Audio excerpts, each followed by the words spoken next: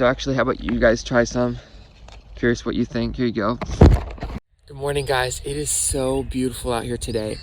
And so I thought it might be fun to take you guys on a tour of my garden, because this is one of the ways that God has really changed my life, is through gardening. And so I thought it might be fun to show you guys what's going on in the spring garden. Let's do it. So I call this a creation garden because basically I'm just trying to copy how it works in the forest with like a constant mulch on the ground, and then having the trees also in the garden. So it's kind of a food forest. You could call it a food forest. But basically I also like to make it to where it's a walk-through experience. So like you can see back there, there's an archway. And so right here I planted onions on the left, and I just planted some corn on the right. And when they grow up, it's gonna be a perfect walkway in the center. So anyways, I planted these onions. These are all onion sets. And I just moved away the wood chips, and you plant them right on top of the dirt. It's really easy. You just put them right on top of the dirt so the roots can go down into it, and then put the mulch back on top of them. And they all pop through. On the left, this is an apricot tree. And then this is a plum tree. So it's like a perfect doorway to the garden. You walk in, and on the left, this is the Macintosh Apple tree. Maybe you saw it in my pruning video, but it is doing so much better this spring because I did a lot of pruning on it to take off the water spouts. Back here, there's a potato patch. You can see all through here is a potato patch. And what's crazy is I planted these potatoes about 4 or 5 years ago, and since then I've never planted them again. But what I do is whenever I'm harvesting, I just leave the biggest potato there in the ground. And so then I'm basically planting and harvesting at the same time. I just leave a big potato in there, and they continue to grow and do really well. So that's the potato patch. I have a little moss garden I'm trying to get started.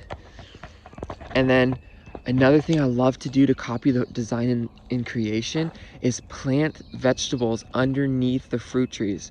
These trees basically make a shelter. You can see this branch right here is so low, and it's got all these leaves. It makes a nice shelter.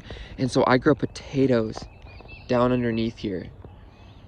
And not only that, but you can see right here I have a hydrangea bush, and it's doing so well.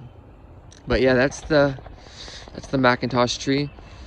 And then I planted these onions right here, kind of in a curve, right with this cattle panel, and I want to grow beans on it. And that's gonna really give the feel of this walk-through garden, because there's gonna be a wall here. You'll just see this curved panel, and so you follow it, and then right here on the ground there's an arch of cabbage that causes you to curve here, and then beautiful cattle panel arch with grapes on it. And this is completely shaded. In the summer, the grapes shade it, so it's a beautiful like tunnel to walk through. And then when you come in here, there's ferns.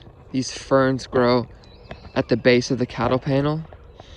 I just harvested them in the fall from the forest, and I just thought it'd be fun to make it look a little more natural, you know? And so then there's strawberries. This whole area gets covered with strawberries, so much fruit. And the wood chip mulch actually keeps it so I don't have to hardly ever pull weeds, and I never water. So it's so nice. And then there's a row of lettuce right here. You can see it's really small, but it's starting to grow.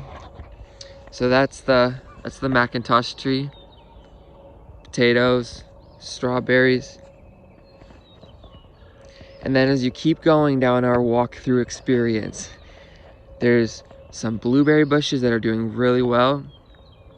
Some raspberry bushes that are starting to take over. I have to pull the little shoots that are like popping up here and here and here, because the roots grow out in this nice wood chip mulch, and they're really like taking over. But so you walk through, this whole area is open for planting this spring. And then there's some rows of broccoli and cabbage. A whole row of corn down this side here.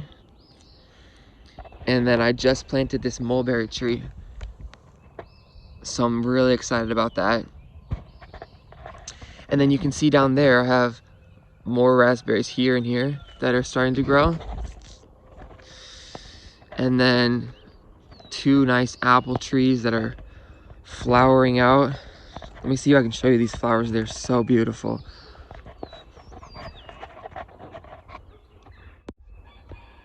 See that? It's just so beautiful. I love it in the springtime when the apple trees are getting flowers.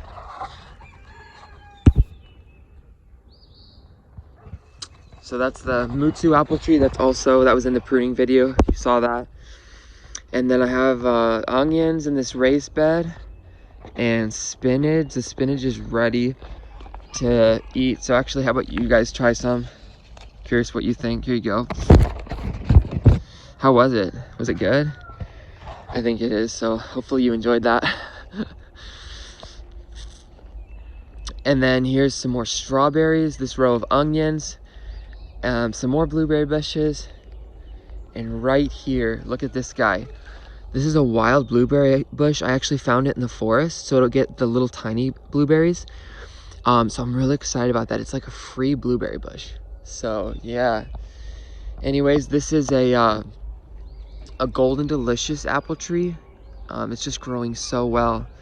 And I actually want to tell you guys a really quick story about this Macintosh apple tree, because when we first moved here, we had a different orchard and we planted it, but this tree never grew. So my dad actually like pulled it out and threw it away. But me and my sister went out a few days later and looked, and it had a bud on it. It had a leaf. And so we took it and planted it in our forest down by the creek, and it started to really grow well. And so after about a year, it was really thriving. So we actually came in the winter, we pulled it up by the roots and then planted it right here. So now it's doing so well. Every year the fruit just weighs the branches down. So yep, that is the creation garden with the permanent wood chip mulch.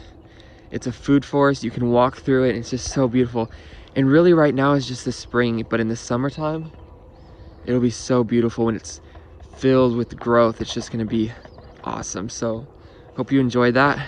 I wanted to share one powerful analogy about gardening, because there's really so many, but this is the one I was thinking about this morning. What it is think about planting in the spring, because right now is spring, and so I go out and I'm planting all these vegetables. Think about the motivation. What is it that motivates you to plant a garden? It's the day of harvest. You get to go and you get to harvest the fruit off of your vegetables and plants and stuff. So when I plant, of course it's fun to plant. Of course it's fun to water and weed and all of that. But the big thing that I'm going for is the harvest. It brings me joy to know I'm actually gonna be able to eat this one day. This is the exact same thing when it comes to following Jesus. He's constantly describing how everything we do to serve him is not lost. For example, if you read in 1 Corinthians 15, he gives a whole chapter about how our bodies are going to be resurrected. And at the very end, what he says is, therefore be steadfast and immovable, always abounding in the work of the Lord, knowing that your labor is not in vain. The biggest thing that keeps us from laboring for God, laboring for the gospel, and obeying Jesus' commandments and sharing the gospel, all these things, the biggest thing that stops us is feeling like it's in vain, like there's no point. But he says it is not in vain. And we see that at Jesus' return, he's bringing his reward with him to give to everyone according to what they have done.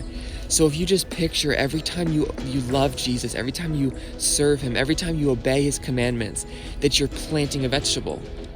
And there's a real day in history coming called the Day of the Lord, a day when Jesus will reward everyone according to what they have done.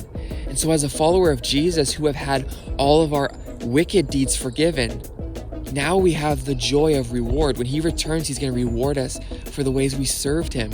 So if our life is a garden, we should get busy planting, because our labor is not in vain. There really is a day of harvest coming when we'll get to enjoy the fruit from our labor.